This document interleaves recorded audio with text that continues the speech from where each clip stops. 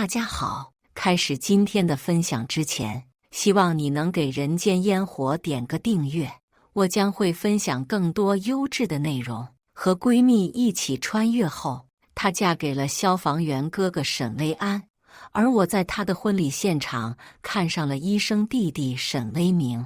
穷追不舍半年后，我终于和沈巍明奉子成婚。然而在婚礼当天，我却被绑架了。昏迷当中，我听到了绑匪的对话：“你说沈二少爷为啥让我们绑架他啊？”沈巍明怕他破坏了自己和宋茵茵的婚礼呗。白富美初恋和舔狗现任，傻子都知道该娶哪个，动作快点，多给他打点麻药。沈二少爷说了，他肚子里的孩子留不得。我昏迷了一整夜，第二日在手术台上流下了痛苦的泪水。一是因为腹中小生命的离开，二是因为蒙面给我做流产手术的人是沈巍明，味道暴露了他。而穿越前，我是一名调香师。绝望之际，闺蜜找到了我，可手术室却突然烧起了大火。她忙给消防员男友打去求救电话，却只得到了怒骂：“茵茵刚回国，需要陪伴，你已经不是小孩了，别他妈争宠了。”熟悉的香水味仿佛还在鼻尖。绑匪把我锁在手术室后就离开了。我忍着腹部剧痛，一步步爬到了桌边，捡起垃圾桶里被绑匪扔掉的手机。熊熊的火光烧到了门口，手术室的门已支撑不了多久。我蜷缩在角落里，拨打了119。女士，您不知道具体的位置，我们找到您要一段时间，有条件的话先打湿身上的衣服。烟雾越来越大，火舌窜上了房梁，门锁也被烧得通红。被绑架的路上，绑匪给我喂了迷药，蒙住了我的双眼。我不知道手术室所在的具体方位，消防员们找到我无疑是个挑战。我摇了摇脑袋，一氧化碳中毒让我有些看不清手机屏幕。本该打给闺蜜的电话误打给了沈巍明，现在我才是巍明的太太，他刚刚有点太猛了，现在正在洗澡。老公，陆浅浅是谁呀？电话那头的女人带着明显的挑衅与恶意，却又猛然变得甜腻与委屈。紧接着，我听到了沈巍明充满厌恶的声音：“别管他，就一个死缠烂打的舔狗而已。老婆，你闻闻我香不香？”很快，电话那头传来暧昧的水声和女人卖力的娇喘。我努力地想睁开眼，四肢却绵软无力，鼻腔像是水肿般，再也挤不进去一点空气。鲜血从腹部伤口涌出，温暖又粘稠，脑袋昏昏沉沉。我却在炙热的火焰中终于意识到，肚子里的孩子再也回不来了。可是明明上午他还在肚子里踢我。屋内温度越来越高，我的体温却在一点点流逝。没了孩子，我也不想活了。正当我一心求死时，闺蜜砸开了窗户，她的头发被火烧没了一半，眼眶通红。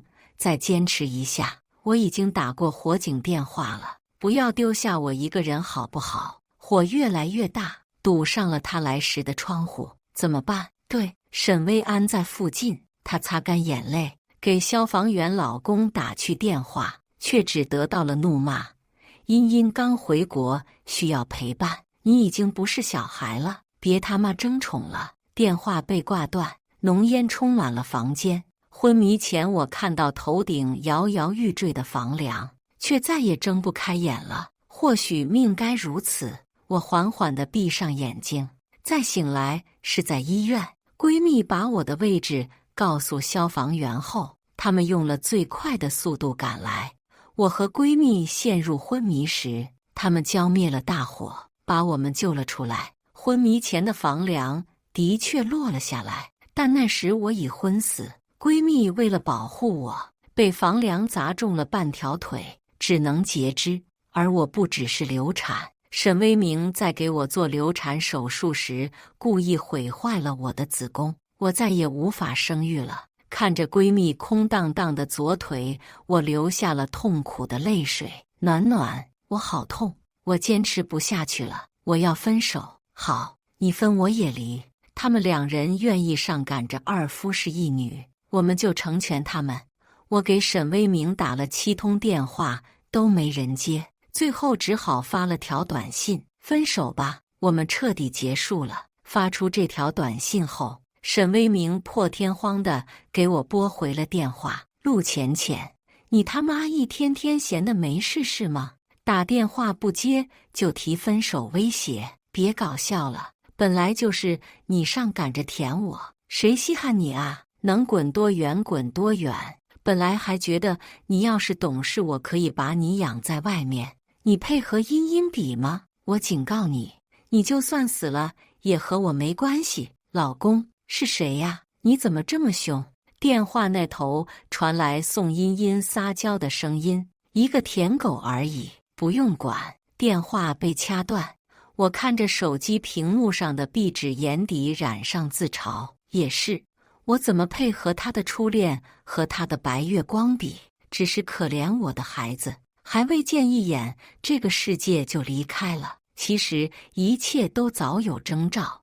我精心策划婚礼方案时，他却心不在焉，满是敷衍；我寻找良辰吉日领证时，他却各种借口推脱，眼神游离。我满心期待的是婚纱时，才发现量身定制的尺码都不合身。恐怕他早就想着如何摆脱我，恐怕那件婚纱，甚至是这场婚礼，从一开始就不是为我准备的。可明明他也曾虔诚地吻过我的唇，也曾贴心地为我披上外套。我擦了擦眼角的泪，把之前精心挑选的双人合影壁纸换成了风景照。那张合影是闺蜜拍的，是我生日的时候，沈威明特意从国外赶了回来陪我庆生。也是那天我们确定了关系，那时的我们笑得甜蜜，可如今只剩痛苦。当我躺在冰冷的手术台上，闻着他身上我特意调制的香水味，感受着他用手术刀夺取我肚子里那个孩子时，我和沈威明就注定再也没有以后了。隔壁病床的闺蜜也听到了沈威明的咆哮，她强撑着爬起来，给我擦了擦眼泪，可她的泪却砸到了我的胳膊上，热热的。浅浅别哭，我们还会遇到更好的，还有我陪。她的话还没说完，她的消防员老公就打来了电话。陆浅浅找我弟提分手，是不是你撺掇的？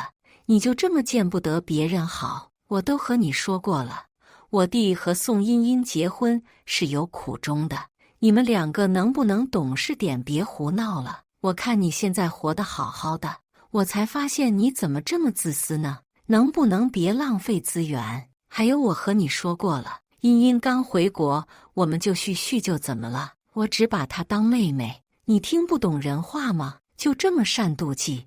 她的语气又凶又急，闺蜜死死掐着手机，根本插不上一句话。沈薇安话锋一转，语气露出些许心虚，都怪你天天跟着陆浅浅胡闹，要是你昨天去接儿子放学，他就不会出车祸死了。沈薇安，你什么意思？你把话说清楚。儿子死了，我不是和你说过让你去接他放学了吗？你答应好的啊。沈薇安沉默片刻，再开口就是些理直气壮。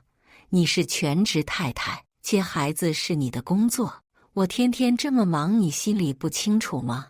你昨天明明在休假。闺蜜红着眼睛嘶吼出声，难道我不用陪茵茵吗？你明知道她刚回国有多么不适应，你就这么恶毒小气？沈薇安，你个混蛋，我们离婚。好啊，离就离，吓唬谁呢？想离就离，没人求着你留下。离婚你就给我净身出户，我看看你会不会流落街头。沈薇安恼羞成怒地挂断了电话。闺蜜无所谓地冲我笑了笑，眼眶却红得令人心疼。我捧起她苍白的小脸，我们不要他们了，先好好休息，等出院，我们就彻底离开他们，好不好？闺蜜再也无法强装坚强，埋进我的怀里，痛哭起来。曾经以为的挚爱，到头来却是伤我们最重的人。曾经，沈薇安不顾家族反对，发誓说爱他一辈子，把他风风光光娶进门，甚至在她怀孕后各种贴心照顾，还学习了产后护理知识。可时间蹉跎回忆，终究还是改变了一个人。沈家两兄弟的改变，在宋茵茵回国后越来越明显。沈薇安日出晚归，回家便是争吵。沈威明借口加班，身影却出现在宋茵茵的社交动态里。时至今日，我们才知晓，他们早已变心，所有的爱早已被他们给了宋茵茵，又或者他们的真心从未给过我和闺蜜。闺蜜想见儿子最后一面，非要出院，我担心她的身体，却也知道她作为一个母亲的心情。哪怕医生多次嘱咐让我们住院休息，最后还是拗不过闺蜜，同意3天后让她出院。住院的这3日里，沈家兄弟明知我们在医院，却连一句关心也没有。我和闺蜜对他们的失望更深一层，越来越心灰意冷。出院回沈家的路上，我还在安抚闺蜜，生怕她看到家里的丧事而情绪崩溃，承受不住打击。然而当我们回到沈家，才发现之前的担心有多么多余。沈薇安的儿子去世了，沈家本该举行葬礼，就算没有葬礼，也不该是眼前这副模样。我和闺蜜到的时候，别墅里一片欢声笑语，喜气洋洋，礼花喷满了1楼的房间。1楼大厅音乐震天响，甚至还有无数的宾客说说笑笑。为了庆祝茵茵回国，今天大家玩个尽兴。王叔，去把酒库我珍藏的红酒拿过来，当初我和闺蜜碰都不让碰的红酒，沈薇安如今就这样大方地拿出来，只为了给她的好妹妹接风洗尘。大家今天一起享受这个派对。沈薇安声音洪亮，满是喜悦，仿佛儿子的去世对她来说微不足道。没有人注意到我和闺蜜苍白的脸色。不，宋茵茵注意到了，她挑衅地瞪我一眼，坐到了沈威明的腿上。很快，2个人就吻得热火朝天，甚至唇对唇地传递着酒杯里的冰块。我上楼去拿自己的行李，却发现自己的房间被改成了宋茵茵的衣帽间。当初恋爱时，沈威明不喜欢我买太多的衣服，说衣服是身外之物，不如多读点书，增长自己的学识。我只是用1平方米的地方来收纳我收藏的香水，就被他反复提起，多次指责。可如今，他却专门为宋茵茵准备了衣帽间，满屋装满了给她买的衣服，当季新款、奢侈品包包，甚至很多还带着吊牌。我找了很久，才在杂物间的垃圾桶里找到自己的东西。垃圾桶里满是香水瓶，里面的香水早已不翼而飞，恐怕是被倒进了下水道。我的衣服、书，甚至是证件包也被扔进了垃圾桶，脏得难以入目。我只拿上了证件包和收拾好行李的闺蜜会合。这次沈家兄弟终于注意到了我们。陆浅浅，你什么时候回来的？沈威明一把推开身上的宋茵茵，表情有些不自然。宋茵茵的脸色变得有些难看，她拉了拉沈威明的袖子：“老公，你弄疼我了。他是谁呀？我没有邀请他呀，他就是一个追求我的舔狗而已。茵茵，你别放在心上。”安抚好宋茵茵后，他快步走到我面前，小声道：“我以后再和你解释，你别在茵茵面前闹。”闺蜜冷哼一声，替我甩了她一巴掌：“这就是你当初说的一辈子对浅浅好？你们沈家人的誓言就这么廉价？喝到有些微醺的沈薇安终于看见了闺蜜，她表情有些不自然。暖暖，你什么时候回来的？怎么不和我说？闺蜜冷笑一声，我要是不回来，怎么能知道你们在儿子死后的7天内能这么欢乐呢？这就是你口口声声说的忙，你还有良心吗？宋茵茵过来挡在沈薇安面前，她眼眶通红，装得可怜，仿佛受了天大的委屈。姐姐，你不要怪哥哥，对不起，我替哥哥道歉，都是因为我才让你们误会了。薇安哥哥也是心疼我刚回国，我不知道姐姐会这么生气。明明我都和她说过，没必要为了我这么大费周章的。可是姐姐，薇安哥哥的确是很忙，你作为他的妻子，就不能多点包容和关心吗？这一刻，他还在装可怜，善解人意的让沈薇安满脸心疼，可话里话外却炫耀着他们的感情，指责闺蜜无理取闹，把闺蜜这个正牌妻子变成了不懂事的第三者。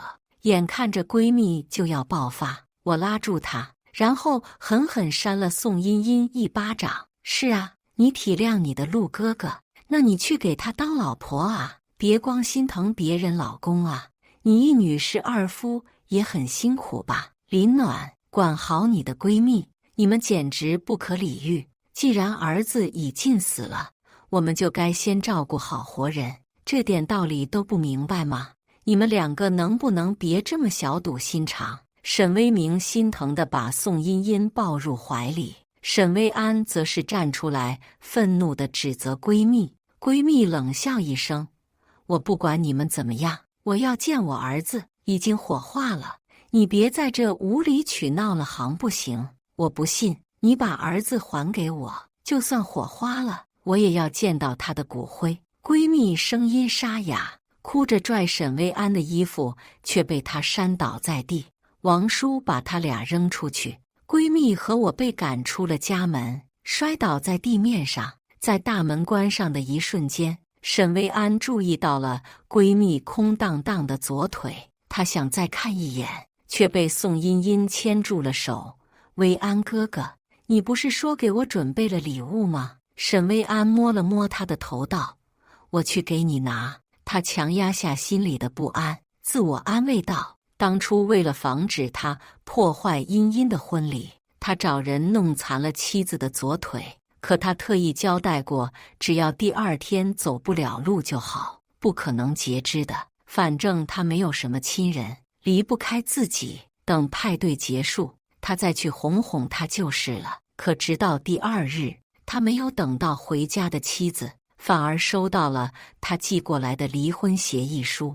被从沈家赶出来后，我陪着闺蜜去了警察局，得知闺蜜的身份后，值班的警察对我们敬了个礼。女士，节哀。不过您放心，凶手已经自首了，感谢您的大义。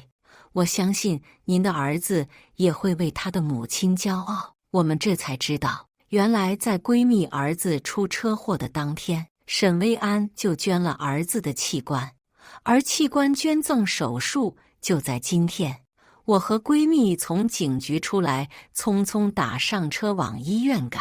在出租车上，我刷到了宋茵茵的朋友圈，谢谢薇安哥哥一直守护着我，马上要有年轻健康的心脏了，开心。评论区沈家兄弟殷勤的火热，沈微明评论说：恭喜老婆，这样亲密起来更持久了。沈薇安评论说：只要你平安就好，怎么可能这么凑巧？闺蜜儿子捐献器官，而她移植器官。等我们赶到警察说的捐献器官的医院，却被告知今日器官移植手术只有1个，而且已经结束了。我们又赶到手术室外，却被告知闺蜜儿子的尸体已经送去火化了，现在应该火化完成了。暖暖，我们去火葬场吧，说不定还有机会。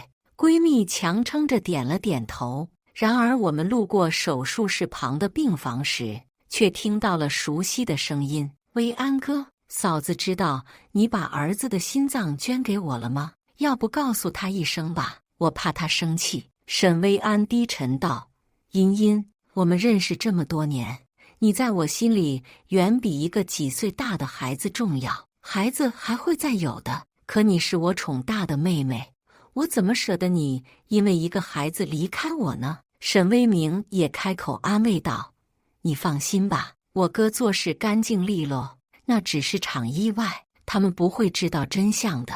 你们对我实在太好了，我真的不知道该怎么报答了。宋茵茵嗓音哽咽轻柔：薇安哥哥，我能想到的报答你的方式只能是……宋茵茵吻住了沈薇安的唇，沈薇安却一把推开她：我只把你当妹妹，更何况你是我的弟妹。沈威明却笑着摸了摸宋茵茵的头：没关系，只要茵茵愿意，我都不介意的。正好也可以试试三人的运动，反正就这一次，嫂子不会知道的。他的话刚落，沈薇安就猛地吻住宋茵茵的唇。沈威明见状也加入进去，我浑身颤抖，和闺蜜死死握住彼此的手。透过门缝，我们看到三道交叠在一起的身影，欢好旖旎声和暧昧的水声肆意地穿进我们的耳朵，直到我们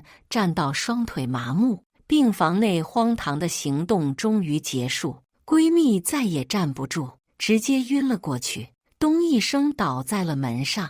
这声音引起了病房里三人的注意。沈薇安低吼一声：谁在那？便向我们走来。看见我和闺蜜，沈薇安大惊失色：你们怎么在这？你们在这多久了？我一边把闺蜜扶起来，一边冷笑着给了她一巴掌：我们怎么在这？我们在这围观你们三 play 的大戏。你真是个畜生！她想要解释，却无法反驳事实。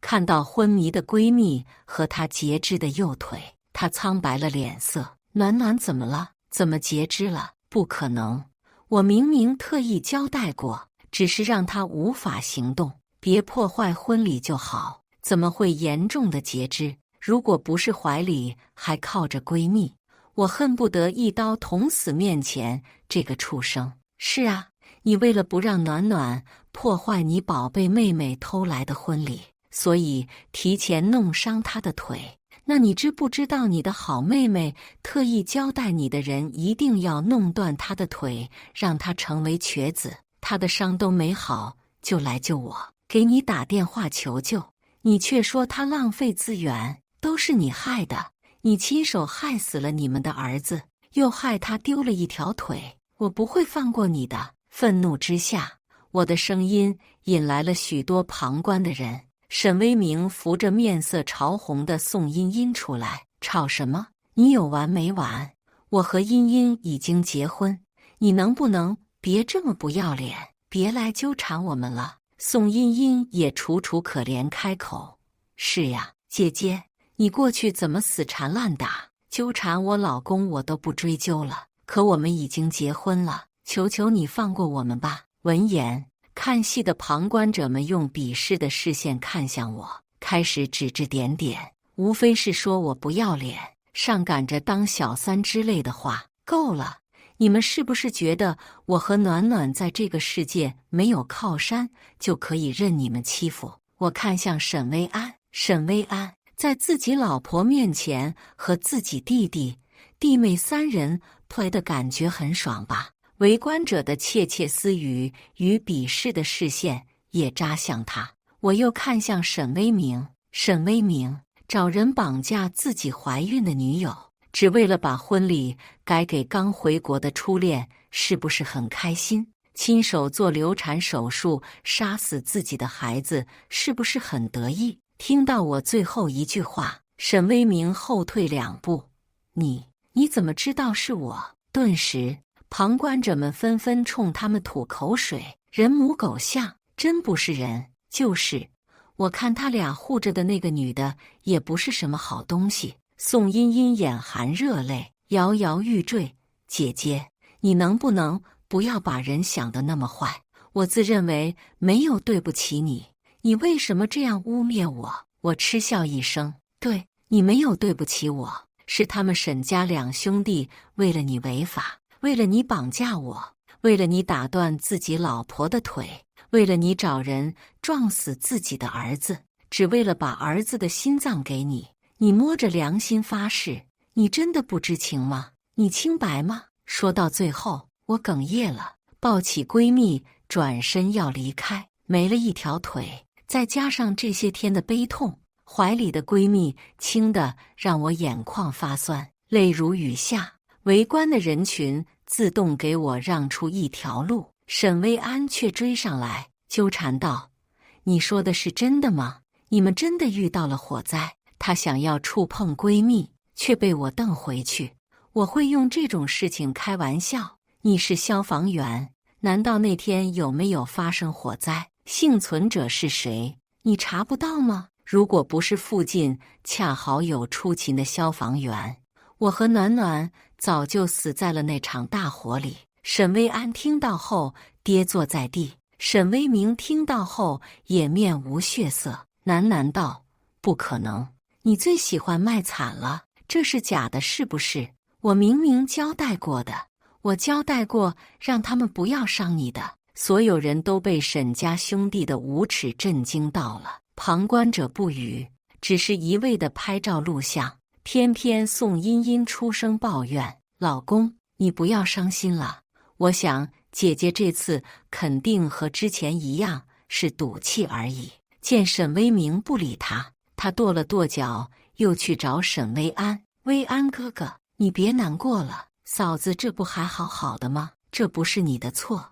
本来你那天就休假，如果不是嫂子平常总是电话轰炸，你也不可能错过她的电话。”可把他看得比亲生儿子都重要的沈薇安，却猛地推开他，眸光似箭，嘶吼咆哮：“你闭嘴！如果不是因为你，我怎么会挂断他的电话？”沈薇安挣扎着站起身，我看都看不看他一眼，抱着闺蜜转身离开。人群替我们堵住想要追过来的沈家兄弟。宋茵茵被沈薇安呵斥懵了，反应过来后，眼眶通红道：“薇安哥哥，你怎么能为了嫂子凶我？我说这些也是不想你难过，我也是体谅你啊。他那样不懂事，死了也是活该。”围观的人被医院工作人员疏散开，可沈薇安的眼神却越来越冷。沈薇安从不知道记忆里单纯的妹妹有如此恶毒的一面，陌生的字眼从她嘴里吐出，他看她的眼神越来越凶狠。与此同时，他的手机来了2条短信，一条是王叔发来的：“少爷，查到了，您和二少爷找的绑匪头子曾是二少奶奶在国外的好友。”而另一条消息是我发过去的：“沈薇安，好好看看你亲妹妹的嘴脸吧。”紧跟着的聊天截图里是一长串的照片和一个定位，照片是我被绑架的惨状，以及沈薇安和宋茵茵半裸着的床照。定位是我被绑架的手术台。姐姐，你的好闺蜜可要死了哦，你真的不去看看吗？哦，对，我忘了，薇安哥哥找人把你腿打断了，你是不是走不了路了呀？真可怜。沈薇安猛地抬起头，攥着手机的手青筋暴起。宋茵茵还在那里和沈威明抱怨：“哼，老公，你不是说他就是个舔狗吗？干嘛这么激动？他怎么这样，一点都不顾你和薇安哥哥的面子？这也太不懂事了。暖暖为了你一直忍让，我为了你甚至放弃了自己的儿子。宋茵茵，你怎么这么恶毒？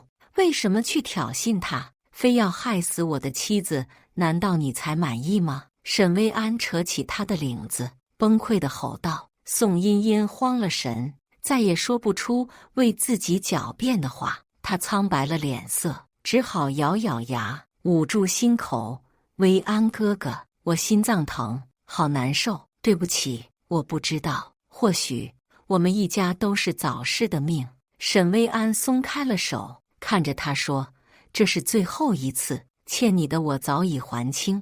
她冷冷地看了眼地上装可怜的宋茵茵，转身离开。沈微明也看了宋茵茵一眼，破天荒的没有安慰，只是独自看着天花板发呆，不知在想什么。医院病房内，悲伤过度的闺蜜从昏迷中醒来，我握了握她冰凉的小手，安慰道：“放心吧，我已经报警了，很快就能查出纵火犯和绑架犯了。律师我也找好了，这次我们不会忍让了，一定要让他们血债血偿。”闺蜜点了点头，扑进我的怀里，任由眼泪滑落。沈薇安却像个苍蝇一样追了过来，她跪在病床前，任由我怎么打骂都不肯走。暖暖，我可以解释的，我爱的人只有你啊，只是他勾引我，我在病房才鬼迷心窍了。可我之前真的只把她当妹妹，对她好也是因为小时候她父母在我们家当保姆，曾经为了救我而死。我发誓，我爱的人只有你啊。儿子死了我也跟痛心，可我从来都没想过真的伤害你。我们以后还会有孩子的。一身腱子肉，从来都不肯落泪的男人流下了悔恨的眼泪。闺蜜面无表情地看着他。沈薇安，我们离婚。沈薇安愣了下，笑道：“别闹了，暖暖，离开我你能去哪呢？我知道你是开玩笑，我发誓以后绝不背叛。我没有开玩笑，哪怕净身出户，我也要和你离婚。”沈薇安终于意识到他是认真的，他的眼里划过迷茫。我只是犯了一点小错，可我还是爱你的。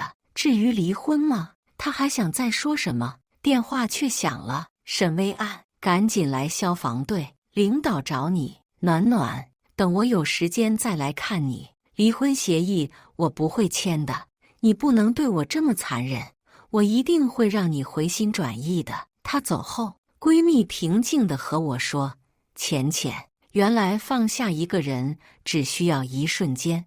我好恨自己没有早点看清。”我心疼地摸了摸她的头，开口道：“医生把骨灰送过来了，等你好起来出院，我们就安葬他好不好？”闺蜜抱着骨灰点了点头：“好了，开心点。医生说你之前晕过去，除了情绪波动，还是因为你又怀孕了，只是胎心不稳，刚刚才查出来。”闺蜜摸着肚子，神情复杂。这算是儿子又投胎回来了吗？我们出去走走吧。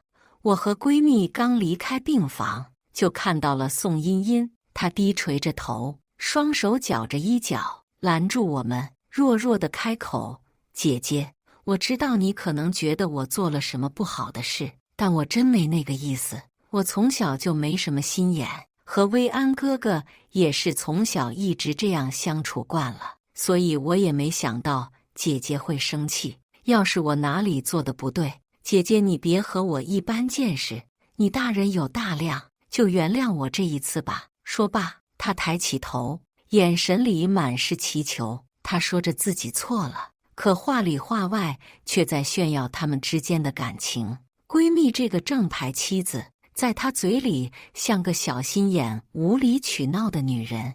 眼看闺蜜就要控制不住怒火，我抢先挡在闺蜜面前，冷冷道：“不用来我们这装可怜，这招对我们不管用。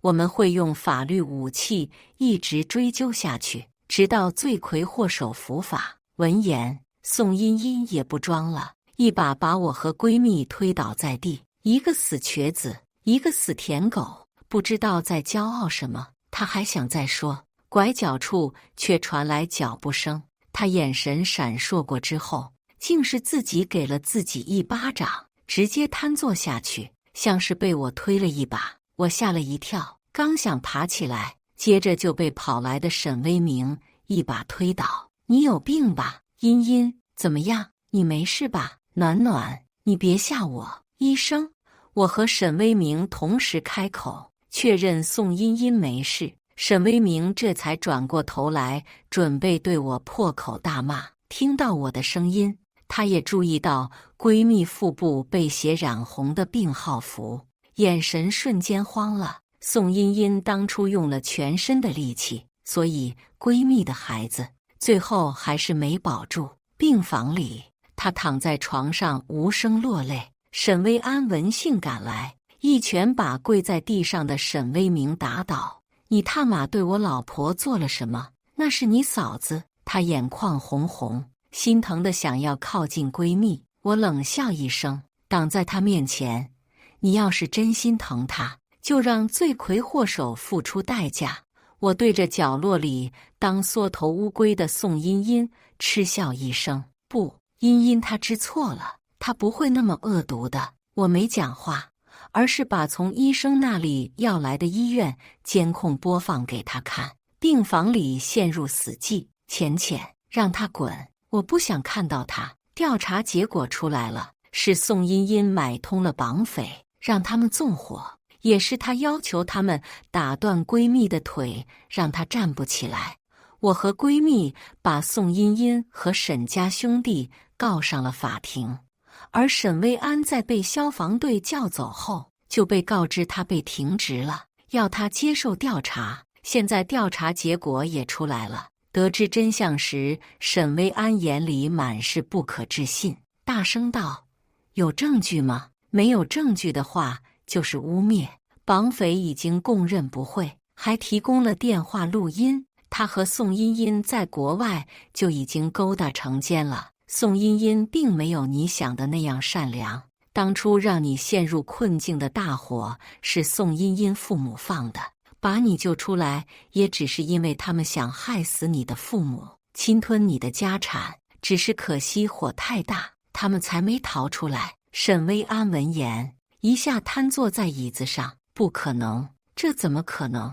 他曾因为宋茵茵父母的死而选择了当消防员，可现在却得知他以为的救命恩人，其实是害死他父母的仇人。我到底做了什么啊？都怪我！沈薇安的脑子乱成一锅粥，久久不能缓过劲来。沈微明回到家里后，瘫坐在沙发上，也缓不过神来。宋茵茵在一边哭得他脑袋痛，他咬着下唇，声音带着哭腔，委屈地说道：“大家是不是都觉得是我的错呀？我真的好难过，我只是一心为大家着想，却没想到会弄成这样。是不是我真的什么都做不好，才会让大家不开心？”他微微颤抖着肩膀，仿佛遭受了天大的委屈，让人看了不禁心生怜悯。可这次沈微明却只觉得无比厌恶，无比虚伪。他想呵斥宋茵茵，可自己胃疼得受不了，他满头大汗。宋茵茵却还在那抱怨个没完。沈微明心里满是后悔，要是浅浅在这里，一定会发现自己的难受。他会给自己煲热汤，熬中药，照顾自己。他的胃病就是他治好的。他离开后，他的胃病又复发了。他弄丢了他，所以这次再也没有人来无微不至地关心他了。对比之下，沈微明的心里都是我的好，对于宋茵茵的喜爱也变成了厌恶。够了，现在证据确凿，你还要再演到什么时候？你他妈以为我不知道你在国外和那个绑匪的烂事吗？破鞋一个！沈微明一巴掌把宋茵茵扇倒在地。这个蠢女人毁了他的一生，现在浅浅恨他，他做的那些事也败露了，不仅失去了工作，还要忍受骂名。宋茵茵捂着脸，不可置信地看着这个翻脸无情的男人。距离开庭还有3天，这些天来，沈薇安和沈微明两兄弟几乎日日跪在我和闺蜜面前，情真意切地道歉，求我们回去。沈薇安说她会让宋茵茵赔闺蜜腿和孩子，沈微明说要让宋茵茵跪下给我道歉。我和闺蜜不为所动。然而开庭当天，我和闺蜜却再次被绑架了。宋茵茵一脸怨毒地看着我俩，你们毁了我，那就一起死。